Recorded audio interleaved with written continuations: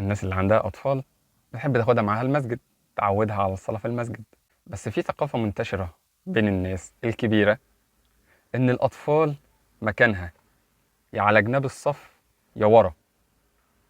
الكلام ده مش حلو. الطفل لو انت عودته انه يبقى دايما في المؤخرة، عمره ما هيسعى انه يبقى في المقدمة.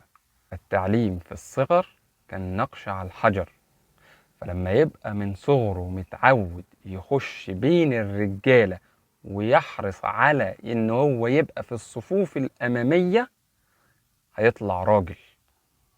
احنا بناخد ولادنا نعلمهم ان هم يبقوا رجالة، فما ينفعش ان انا اعلم ابني انه يبقى حريص انه يروح عشان يصلي في الصف الاول، ويجي واحد جاي متأخر بهذا المنطق وهذه الثقافة يقوم واخد الطفل يرجعه ورا.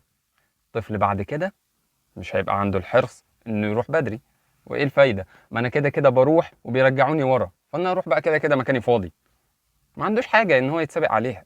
فاحنا نعدل التفكير والثقافة دي في دماغنا، ونخلي الطفل حريص انه يحجز مكانه وسط الرجالة. وربنا يعيننا على تربيتهم ويجعلهم من الصالحين، اللهم آمين.